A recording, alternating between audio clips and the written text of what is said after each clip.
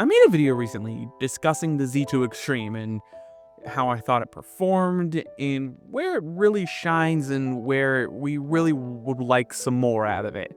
Because at the end of the day, assuming you want more battery life, that's perfect. The Z2 Extreme will be more efficient and have higher performance when in a lower wattage TDP. But if you want like a generational improvement for your baseline high watt, just pushing pedal to the metal performance, it was just a moderate increase. In some games, it's 5, maybe 10 FPS. And yes, for certain games, that actually might be what you need to make it playable. There are some games on the very edge of playable and not that would benefit greatly. They would go from unplayable to playable. And for a lot of people, that could be exactly what you need. But the Z2 Extreme in of itself isn't really worth the upgrade monetarily speaking, because the vast majority of handhelds you're going to be seeing it in are going to cost in excess of $800, $700. Before we had solid information about the Xbox Ally X's price, everybody just assumed it was going to be over $1,000 because of Euro conversion rates. But thankfully, we have a more solid, concrete idea of how much this thing is going to cost, and even when pre-orders are going to become available later this August on August 12th. And for pricing, what we currently know is that the ROG Xbox Ally X is going to be $800, and the base model standard ROG Xbox Ally is going to be $600. Now, the $600 baseline Ally is going to be way more interesting because it has a Z2 non-extreme, but it's slightly modified. And at the moment, we're not entirely sure on how it's going to perform, but from what I understand, they might be optimizing it more for low wattage gameplay to maintain higher performance at lower wattages, which is pretty much the approach the Steam Deck took. Because even though the Steam Deck is now quite a few years old now, it's still one of the best performing handhelds at extremely low wattages.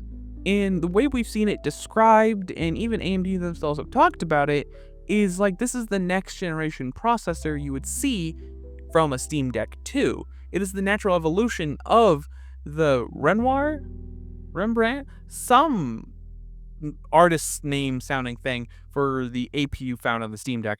It is essentially the next generation of that same processor, but with a slightly different approach, because that was a custom silicon APU made for Valve, versus what we see with the Xbox Ally base model. That's taking an existing product and modifying it to suit your needs. Not necessarily the same thing as a Steam Deck's processor. The video's title, Should You Even Buy the ROG Xbox Ally X? Terrible name. And that's primarily because of how much it costs. At $800 with minimal performance increases, there's only one real reason why you should buy it: the cool new Windows-based operating system found on these new devices. But you don't need to spend $800 to see it. You can spend $600 on a handheld that would hopefully perform better than the Legion Go S and cost about the same while using this all-new Windows-based handheld operating system, which was super exciting, because my expectation is this thing has to be at least as powerful as a Z1 Extreme, or maybe a little bit less, because the Z2 Go was, I'll be honest, in Windows, very disappointing. In SteamOS though, that thing ran pretty okay to my understanding, and doubly so for the Z1 variant of the Legion Go S. That ran fantastic. So hopefully this modified Z2 non-extreme performs at least on par as a Z1 Extreme, and maybe a little bit worse I'd be okay with, assuming this new streamlined handheld optimized version of Windows overall increases performance and battery life, which should drastically improve the gaming experience for people who get this handheld, especially in comparison to something like a price comparable Legion Go S. Honestly, what I hope for most of all is that Microsoft makes this operating system more widely available. So you can take existing Z1 Extreme base model allies and throw this new Windows handheld optimized operating system on it and call it a day. So you can get all the benefits of SteamOS while all the compatibility benefits of Windows. I'm not a huge fan of the Xbox Ally X, primarily because of its price, and though for me, I think a little bit more that I dislike about it is the way it looks. It just is not a very nice looking handheld. There were a lot of the prototype units you would see in the Vidoc where they talked about making the handheld that looked way cooler than the final product. It feels unfinished. Very first generation of a handheld. It reminds me a lot of when you would look at an original Apple Watch with that super square screen, and then you would see the Series 1 come right after it, and it looks fantastic like any other Apple Watch for the last 7 years. Don't get me wrong, it looks very ergonomic. It seems to be a very comfortable handheld to hold. But being comfortable and being good are two very different things.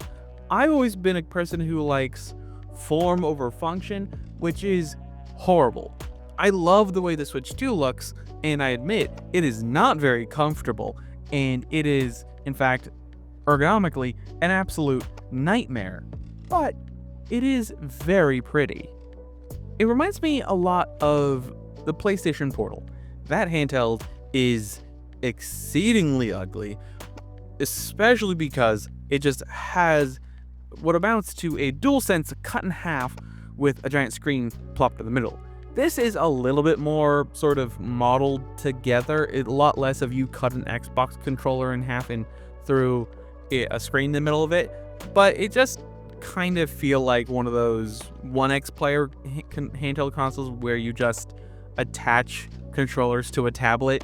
It looks a little goofy, and this sort of chunky, rounded display center thing looks a little weird, but that is entirely personal preference. I just like complaining. I can't silence the gremlin in my head, but I do like listening to it. Overall, this handheld is gonna be super cool, but because what we currently know and have seen of how the Z2 Extreme performs, it is a little disappointing, and hopefully this Windows-based streamlined operating system they're developing for this handheld helps it perform quite a bit better. And maybe that will, maybe it won't.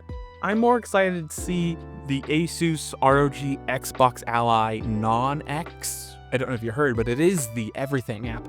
And I seriously just can't stand the name, but that cheaper $600 handheld is potentially incredibly exciting, and if it performs as well as I hope it does, it could be an actually good value, unlike its more expensive sibling.